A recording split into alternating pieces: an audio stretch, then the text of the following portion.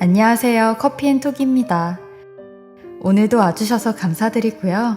바로 사연 읽어보겠습니다.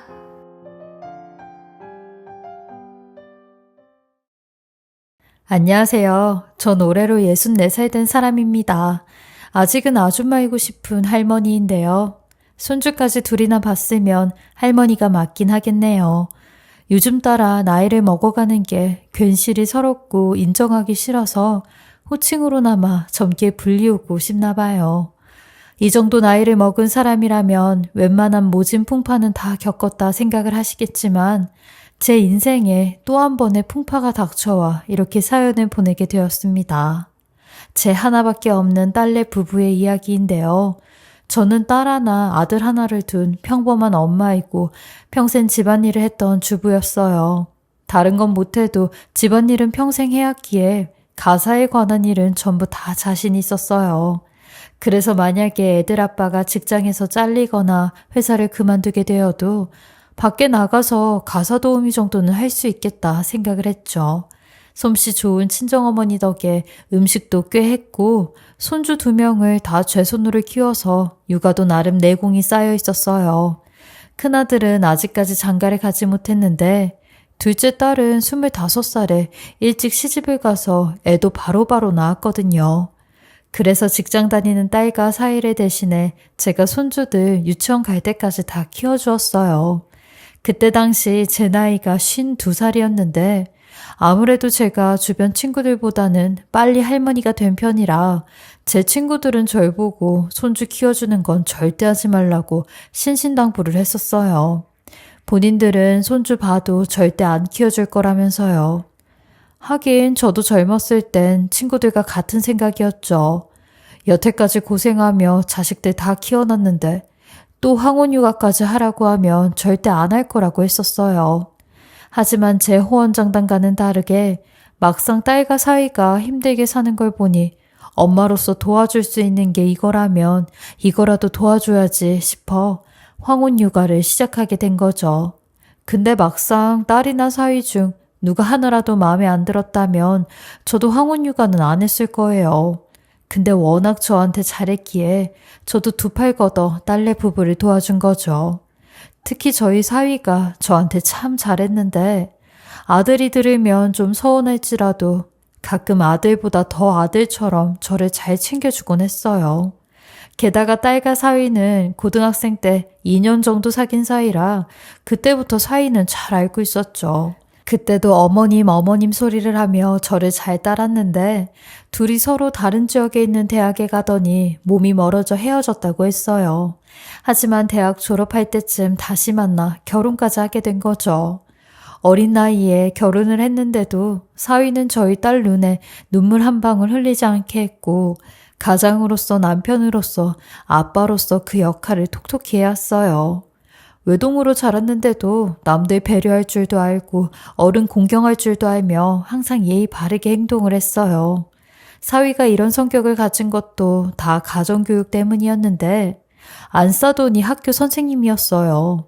안사돈은 일찍 돌아가신 바깥사돈을 대신해 사위를 혼자 키웠다고 하셨는데 아무래도 선생님이라는 안사돈의 직업 때문에 성격도 워낙 대나무처럼 올곧았죠. 그래서 딸 시집 보낼 때도 괜찮은 집안에 시집을 가니 다행이다 하는 안심이 들긴 했어요. 그래서 딸이 시집을 일찍 간다고 했을 때도 승낙을 한 거고요. 그러니 저도 제 딸과 저한테 잘하는 든든한 사위에게 잘해주고 싶었어요. 며느리 사랑은 시아버지고 사위 사랑은 장모라는 말처럼요. 그래서 저는 일부러 손주들을 봐줄 때도 딸과 사위의 사정을 아니까 돈은 받지 않았어요. 그런데도 사위는 매달 딸 몰래 저한테 감사하다며 용돈을 챙겨주곤 했죠. 제가 괜찮다고 한사코 거절을 해도 언제 넣었는지 제 주머니나 가방엔 항상 용돈 봉투가 들어있었어요. 아유, 홍서방, 봉투는 왜 또 넣어둔 거야? 자네도 애들 키우면서 힘들 텐데 내가 이러면 자네 얼굴을 어떻게 보겠나? 제발 이러지 말게. 난 정말 이런 거 바라고 하는 게 아니야. 아이, 그럼요, 어머님. 저도 아는데 어머님께 감사한 마음을 이렇게나마 표현하고 싶어서 그러는 겁니다. 되려 이 정도밖에 성의 표현을 못해 죄송할 따름인데요. 사위는 말 하나를 해도 이렇게 이쁘게 했던 사람이었어요. 그렇게 제 나이 딱 60이 되고 나니 두 손주들은 유치원에 갔고 저는 더 이상 딸네 집에 가서 손주를 안 봐도 되었어요. 딸의 약속대로 황혼 육아를 졸업하게 되었죠. 근데 한 7, 8년 동안 정신없이 애들 보고 딸네 집에 가서 집안일 해주다가 막상 집에서 쉬려고 하니 몸이 또 배기더라고요. 남편은 이런 제게 취미 활동이라도 해보라며 문화센터라도 다니라고 했고 저도 제가 할 수 있는 취미 생활을 찾던 중에 일이 생기게 되었어요. 저희 남편이 정년을 2년 남겨두고 쓰러지게 된 거죠. 남편은 원래 고혈압이 심해 40대 때부터 항상 약을 챙겨 먹었는데 2년마다 받는 건강검진에서 혈압이 많이 떨어졌다는 소리를 듣고 나서부턴 약을 하루 건너 하루씩 먹기 시작하더라고요. 그러더니 언제는 일주일 동안 약을 먹지 않았는데 매번 그런 남편에게 쉴 새 없이 잔소리를 하곤 했어요. 당신 요즘 왜 혈압약을 안 챙겨 먹어요? 젊었을 땐 그렇게 잘 챙겨 먹더니 나이 들어서 더 챙겨 먹어야 하는 약을 이렇게도 안 챙겨 먹으면 어떡해요? 고혈압은 관리가 생명인 거 다 알면서 나 당신 쓰러지면 책임 안 져요? 아이고 거참 여편 내 말 맞네. 무슨 쓰러진다는 말을 그렇게 하고 있어? 다 내가 알아서 하고 있으니까 신경 꺼. 매일같이 혈압 잴 때마다 정상인데 뭘 그렇게 잔소리야. 그리고 내가 고혈압 약만 20년을 넘게 먹었어. 그럼 이놈도 내려갈 때가 된 거지 뭐. 라며 안일하게 말하는데 이렇게 약을 안 챙겨 먹은 게 시발점이 되었는지 당직을 하던 남편이 아무도 없을 때 회사에서 혼자 쓰러지게 되었고 다음날 새벽에 회사 경비원으로부터 발견이 되었는데 병원에선 이미 늦게 오셨다며 목숨을 건진 것만이라도 다행이라고 하더라고요. 하지만 남편은 누군가의 도움 없이는 혼자서 아무것도 할 수 없게 되었고 누워서만 생활하게 되었어요. 맨날 남편에게 입버릇처럼 당신 회사에서 잘려도 걱정 마. 내가 돈 벌면 되니까 라고 했었는데 정말 이 말이 제 나이 60에 현실이 되어버렸고 저는 갑자기 가장이 되어버렸어요. 당장 남편의 병원비부터 생활비까지 어찌 감당을 해야 하나 근심 걱정이 들었죠. 물론 남편의 퇴직금이 있긴 했지만 그 돈으로 남은 20년, 길게는 30년을 사는 건 턱없이 부족한 돈이었어요. 그런데도 차마 두 아이들에게 손을 벌릴 수는 없겠더라고요. 아들은 지 혼자 생활하기도 빡빡해 결혼도 안 하고 있는데 거기다 대고 생활비 좀 보태달라는 말이 안 나왔고 딸 또한 애들 둘과 살면서 아둥바둥 힘들게 맞벌이를 하고 있는데 쉽사리 돈 얘기를 꺼낼 순 없었죠.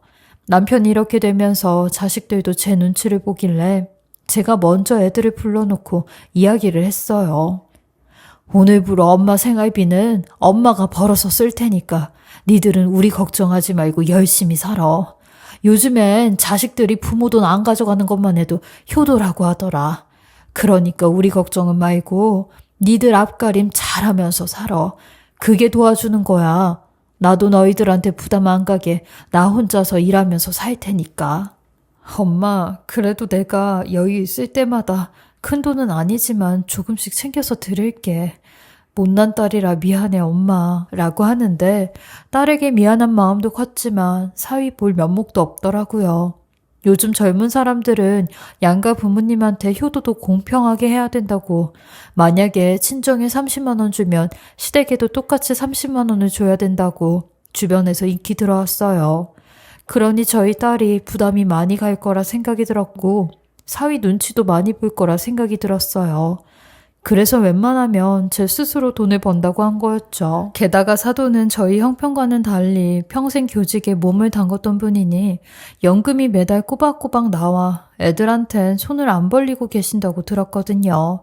근데 딸이 저희만 챙기게 되면 그것도 공평성에 어긋나게 되니 딸에게 짐이 되기 싫었습니다. 근데 사위는 그런 제게 손사래를 치며 장모님 무슨 말을 그렇게 하세요.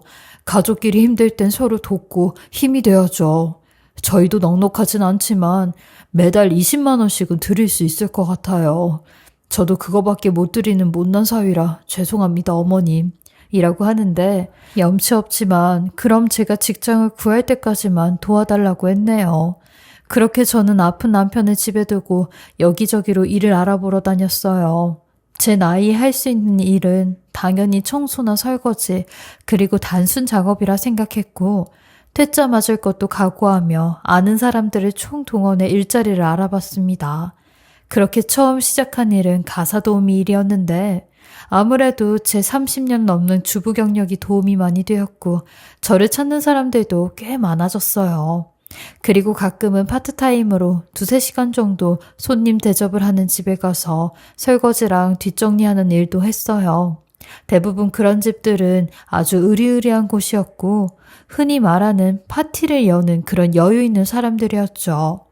요즘 시국엔 사람들이 못 모이니 그런 일감은 좀 줄었는데 요즘 같은 때가 아니었을 땐 저도 꽤나 내노라 하는 집들에 가서 일을 해보았어요. 다들 제 나이 또래인 60대에 성공한 사람들이 참 많았는데 매번 느끼는 거지만 거기서 일을 하고 있는 저와 그 사람들을 비교해 볼 때면 제 자신이 너무나 작고 초라해 보였어요. 나도 젊었을 땐 조금 더 열심히 살았더라면 이런 사람들처럼 이런 위치에 있을까? 라는 생각부터 억만장자와 사랑에 빠졌더라면 지금쯤은 사모님 소리를 들었을까? 라는 말도 안 되는 상상까지 하곤 했네요. 하지만 현실은 그 집들의 안주인들이 싸준 남은 음식들을 가지고 오는 처지였죠. 말로는 남은 음식들이었지만 다 제가 처음 먹어본 음식들이었어요. 이런 집들은 대개 손님들을 한번 치르면 셰프들에게 요리를 부탁해 손님들을 대접하더라고요. 그러니 저 같은 사람은 어디 밖에서 먹어보지도 못한 음식들 뿐이었죠.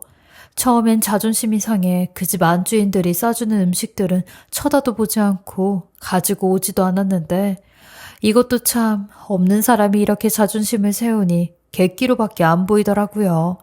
그렇게 느낀 이유가 한 번은 이 일을 시작한 지 얼마 안 됐을 텐데 제가 어느 기업가 집에서 일을 마치고 가려고 하는데 그 집 안주인이 예쁘게 포장한 음식을 가져가라고 주는 겁니다. 근데 제가 인상을 찌푸리며 됐다고 그 음식을 마다하니 갑자기 그 집 안주인이 제게 90도로 고개를 숙이며 여사님, 기분 나쁘셨다면 죄송합니다. 전 그럴 의도는 아니었고 정말 좋은 식재료로 만든 음식이라 드리고 싶었어요. 오늘 고생 많으셨잖아요. 라고 하더라고요. 이 여자를 보곤 정말로 부자인 사람들은 이렇게 교양도 다 갖춰졌구나 싶었어요. 괜히 조금 있는 사람들이 그거 가지고 갑질하는 거지. 진짜 있는 사람들은 되려 교양이 넘쳐나더라고요. 뭐 물론 다 그런 건 아닐 테지만 제가 봐왔던 진짜 부자들은 그랬어요. 이런 일을 겪고부턴 만약 안주인들이 음식을 싸주면 무조건 가져와 딸네 집으로 가서 같이 나눠 먹곤 했네요. 이런 부모여서 이런 엄마여서 미안할 따름이었지만 딸과 사이는 전혀 내색하지 않고 되려 제게 감사하다고 하더라고요. 자기네들이 언제 이런 음식을 먹어보겠냐며 좋다고 하하호호 맛있게 먹는데 그 모습을 보니 웃지도 울지도 못하는 상황이었어요. 2년 정도 이 일이 익숙해질 때쯤 남편 대신하는 가장의 역할도 익숙해질 때쯤 저희에겐 또 한 번 예기치 못하는 상황이 찾아오고 말았어요. 저희 딸이 35의 나이에 직장암 2기 판정을 받게 된 겁니다. 이 소리를 듣는데 진짜로 너무나도 하늘이 원망스러웠어요. 남편 절이 누워있는 것도 모자라 딸의 건강까지 앗아가야만 하는지 이 와중에도 딸은 본인 치료비 먼저 걱정하며 계산을 하고 있는데 저는 그런 딸에게 울면서 이야기했어요. 돈이 얼마가 들든 엄마가 꼭 살려낼 거라고요. 내가 무슨 일을 해서든 네 목숨만은 유지시킬 거라고요.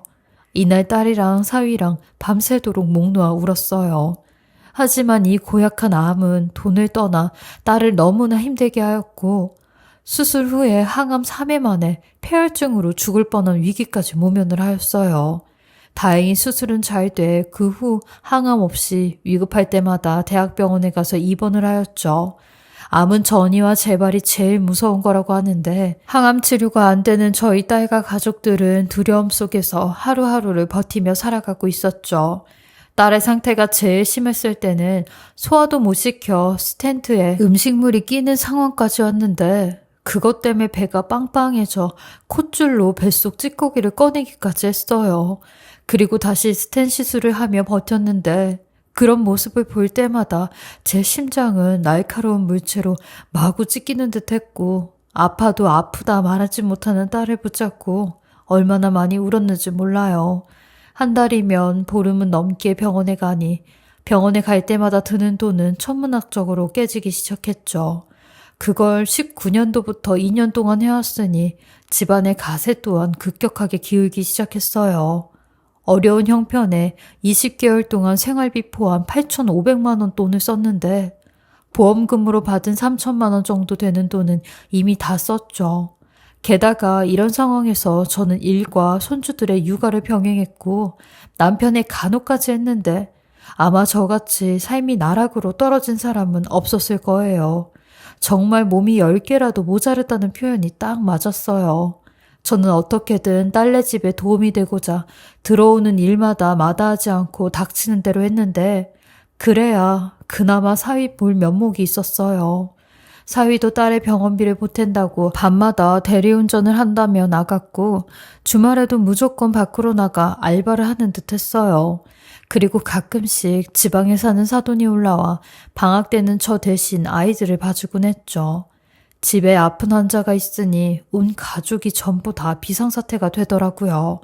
사돈 또한 저희 딸에게 무조건 건강에만 힘쓰고 스트레스는 절대 받지 말라며 포기하지 말라고 하시더라고요. 대개는 사돈이라면 본인 아들이 고생하는 게 싫어 아픈 며느리가 미울 수도 있을 텐데 저희 사돈은 전혀 그러지 않으셨고 되려 본인 아들에게 더 강해지라고 하는 분이셨어요. 그렇게 딸은 온 가족들의 정성으로 사계절을 2번이나 견뎠고 이제는 조금씩 회복을 하는 듯 했어요. 직장암 2기는 10명 중 8명은 생존을 한다고 하였으니 그 말만 철석같이 믿고 건강 회복에 힘을 썼죠. 매번 올해 설날까지만 견뎌보자 했는데 모두의 소망이 이번 설날까지 오게 되었고 이번 설 때도 딸과 함께 떡국을 먹을 수 있었어요. 저는 매년 설마다 딸과 단 둘이 떡국을 먹곤 했는데 사위는 애들을 데리고 지방에 사시는 사돈에게 갔고 저도 남편 저렇게 되면서 시댁과는 왕래가 적어져 시골에 내려가지 않았으니 매년 설날은 딸과 함께 보냈죠. 근데 이번 설은 운이 좋게도 일거리가 들어왔어요. 명절 음식을 돕고 설거지랑 청소를 하는 일이라고 했는데 할 수 있냐는 연락을 받자마자 바로 할 수 있다고 했죠. 명절에는 대부분 일할 사람이 없어 저 같은 사람한테는 이득이었어요. 일당을 받아 손주 녀석들 용돈이라도 좀 줘야겠다 싶어 신이 나서 일을 하러 갔죠. 일을 맡긴 그 집은 복층으로 된 7, 80평대의 아파트였고 그 넓은 집엔 저보다 한참이나 어려 보이는 안주인만 있었어요. 그 여자 말로는 원래 출근하는 아줌마가 있는데 갑자기 몸이 안 좋다고 해서 그날 하루만 저를 고용한 거라고 했죠. 그리고는 곧바로 주방 쪽으로 데려가 먼저 전을 부쳐야 되는데 집안에 기름 냄새가 나니 주방 옆에 있는 밀폐된 작은 주방에서 일을 하라고 하더라고요. 그래서 안주인 말대로 그곳에서 일을 했는데 한 2시간 넘게 마스크까지 쓰며 밀폐된 곳에 있으니 여간 답답하지 않을 수가 없더라고요. 게다가 요즘같이 찝찝한 때는 집주인들이 물이나 마실 것도 주지 않아 헥헥거리며 일을 하고 있었죠. 그래서 잠깐 화장실이라도 가서 목을 좀 축이고 와야겠다 싶어 그곳을 나왔는데 안주인이 거실에서 뭐 필요하냐고 묻더라고요. 그래서 화장실에 좀 갔다 오겠다고 하니 1층에 있는 화장실을 쓰라고 해서 급하게 화장실로 뛰어갔어요. 근데 그곳 화장실이 잠겨져 있었고 그 안에서 웬 남자 목소리가 들리는데 안주인이 혼자 있는지 알았던 집에 남자가 있더라고요. 그러니 안주인이 그 소리에 자기 거기 화장실에 있어? 아유 언제 간 거야? 여기 일하는 아줌마가 화장실 쓰고 싶다고 하시는데 얼른 나와 라고 하니 곧이어 그 안에서 아주 민망한 런닝 차림을 한 남자 한 명이 훅 하고 나오는데 갑작스러운 옷차림에 저도 놀라 고개를 숙이고 있었어요. 그리고는 화장실로 들어가려고 하는데 스치듯 그 남자 옆모습과 말투를 듣는 순간 저는 제 눈과 제 귀를 의심하고야 말았어요. 왜냐면 그 남자는 바로 제 사위였기 때문이었죠. 사위는 마스크에 고개까지 숙인 저를 알아보지 못했고 그 여자가 있는 소파로가 애정행각을 벌이는데 저는 화장실에 들어가자마자 다리가 후들거려 그만 주저앉고 말았어요. 지금쯤이면 지방에 내려가 있을 사위가 왜 여기서 저 여자랑 저러고 있는지 도저히 제 머리로는 납득이 가지 않았고 대체 이게 어떻게 된 건지 따지고 봐야 될 것 같았어요. 그래서 떨리는 가슴을 부여잡고 화장실 밖으로 나와 깔깔대는 그 연놈들에게 성큼성큼 다가갔어요. 그러니 그 여자는 절 보며 의아한 표정을 지었고 사위는 그런 저를 알아본 듯 굉장히 놀란 표정을 짓고 있는데 저도 그런 사위 앞에 마스크를 벗으며 자네 지금 여기서 뭐하고 있는 건가? 뭐하고 있는데 이딴 차림으로 저 여자랑 히덕거리고 있냔 말이야 라고 소리쳤어요. 그러니 사위는 절 보자마자 곧바로 무릎을 꿇으며 장모님 제가 다 설명할게요. 제가 다 말씀드릴게요. 라며 제 다리를 붙잡는 겁니다. 그리고 그 여자는 어리나간 표정으로 이 아줌마가 자기 장모라고? 이거 아주 난감하게 됐네. 라는데 저는 그 말에 뭐가 난감해? 뭐가 난감하게 됐다는 거야? 자네가 말해보게나. 우리 아픈 지영이 두고 이딴 짓을 하고 싶어? 이딴 짓 하고 싶으면 우리 지영이랑 헤어지고 하지. 버젓이 아픈 사람을 두고 애까지 있는 애비가 이러고 있어? 자식 보기도 창피하지도 않아? 이 썩을 거다. 하며 네가 어떻게 우리한테 이럴 수 있냐며 땅을 치고 사위의 몸을 치며 난동을 부렸어요. 사위는 그런 제 난동을 그냥 당하기만 하고 아무런 대답도 변명도 하지 않으니 그 여자가 시끄럽다며 꽥하고 소리를 지르더라고요. 그러더니만 방으로 들어가 제게 웬 노란색 대봉투를 하나 던지며 아줌마 난리 칠 거면 밖에 나가서 난리 쳐. 여기서 이러지 말고. 그리고 나 아줌마 사위랑 엄연히 계약하고 만나는 거야. 내가 돈 주고 만나는 거라고. 그거 계약서 보면 알겠지. 참. 그리고 당신 사돈 되는 여자. 그 여자만큼 나를 잘 아는 사람도 없을 텐데.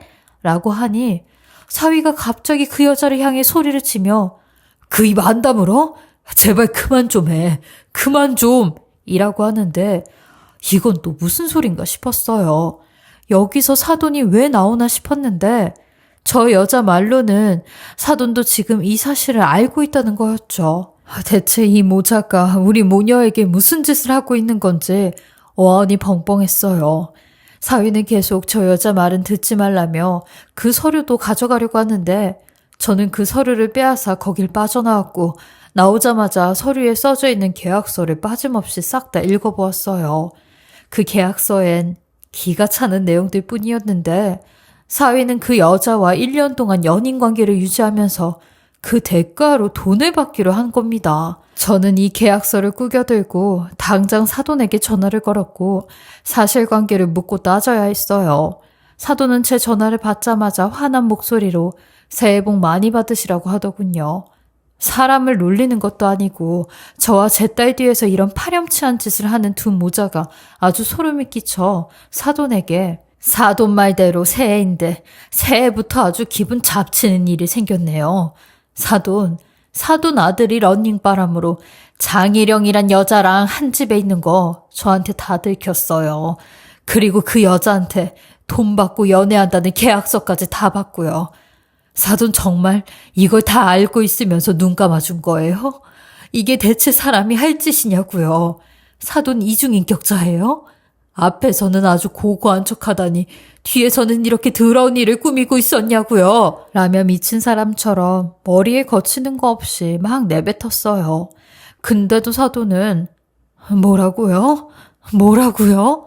라는 말만 되묻고 모르는 척을 하고 있는데 그때 마침 사위놈이 옷을 갈아입고 저를 발견해 제 쪽으로 막 달려오는데 전화를 하고 있는 제 핸드폰까지 뺐더니 전화를 끊더라고요. 그리곤 또 제 앞에 무릎을 꿇으며 장모님, 이 일은 순전히 다 제 잘못이에요. 저희 어머니 이 일이랑은 무관하시다고요. 제가 대체 어디서부터 어떻게 무슨 말을 해야 할지 모르겠지만 일단 제가 저 여자랑 이런 계약을 한 이유는 돈이 필요했어요. 그래서 하는 수 없이 이런 계약을 할 수밖에 없었어요. 장모님도 아시다시피 제가 버는 돈은 한정적이고 지영이 병원비는 말도 못하게 드는데 제가 그 돈을 어떻게 다 감당을 하겠어요. 그래서 저도 어쩔 수 없이 돈 때문에 이런 계약을 한 거예요. 그리고 저 여자 말대로 저희 어머니도 저 여자를 알긴 하는데 저 여자 저희 어머니가 불륜했던 남자의 와이프입니다. 라는 겁니다. 저는 너무 놀래 입이 안 다물어졌고 그제서야 사위로부터 자초지종을 들을 수 있었어요. 글쎄 사돈이 교직에 있었을 때 학부형이랑 불륜을 저지른 적이 있었는데 그 남자의 와이프가 이 여자였고 불륜 사실을 알게 된 이 여자는 학교에 찾아와 사돈에게 개망신을 주며 교육청에까지 신고를 해 사돈은 이 일로 징계까지 당하게 되었다는 겁니다. 근데 문제는 그 남자가 끝까지 사돈과 함께 할 거라며 이 여자에게 이혼을 요구했고 결국 이 여자는 가정 파탄의 원인이 사돈이라 생각해 10여 년이 지나 사위에게 접근을 해 이런 제안을 했다는데 한두 번 이런 제안을 한 게 아니었다는 겁니다. 그래서 처음엔 사위도 별 미친 여자가 다 있다고 생각을 했는데 딸의 암 진단에 돈이 필요했던 사위는 이 제안을 받아들였고 나중에서야 이 여자의 실체를 알게 되었다는데 뒤늦게 이 여자가 본인 어머니가 불륜했던 남자의 와이프였다는 걸 알게 되었대요. 이 여자의 한서린 복수에 사위가 걸려들었고 사위 또한 이 사실을 알게 되었지만 계약과 돈이 걸려있어 속수무책이었다고 하는데 제게 죽을 죄를 졌다며 저희 딸에게는 제발 비밀로 해달라고 하는 겁니다. 아무리 돈이 시급해도 해서는 안 될 일이었는데 돌이킬 수 없는 강을 건너버렸다며 제발 한 번만 용서를 해달라고 하는 겁니다. 저는 그런 사위에게 일어나라고 했어요. 그리고 사돈이랑 이 이야기를 마저 끝내야 될 것 같다고 하여 사돈에게 당장 올라오시라고 하였죠. 그러니 사돈은 밤새 운전을 하여 올라왔고 저희 집에서 삼자 대면 끝에 눈물을 흘리며 제게 무릎을 꿇곤 사돈, 다 제 잘못입니다. 저 하나 때문에 이런 일이 일어난 거니 다 제 탓이에요. 못난 애미 때문에 제 자식이 그 여자에게 홀려버린 거니 다 제 탓이에요. 저를 비난하시고 저를 욕해주세요. 그리고 한 번만 넘어가 주세요. 한 번만 넘어가 주시면 제가 평생 저희 아들과 둘이 사돈이랑 며느리의 종처럼 살게요. 제발요. 라고 빌더라고요. 저는 이 사단을 제 힘으로는 도저히 해결할 수 없어 제 딸에게 이 모든 이야기를 했고 딸의 의중에 따른다고 하였어요. 저는 무엇보다 제 딸아이의 행복이 더 중요하니까요. 그러니 딸 또한 아무리 그래도 아무리 돈이 필요해도 아닌 건 아니라며 칼같이 사위와의 관계를 정리하더라고요. 어쩌면 저 하나 눈 감고 모르는 척 지나가면 몇 명의 행복을 지킬 수 있었겠지만 저는 제 딸이 바보처럼 아무것도 모르는 채로 살아가는 게 더 고통스럽다 생각이 들어 이런 결단을 내리게 되었어요.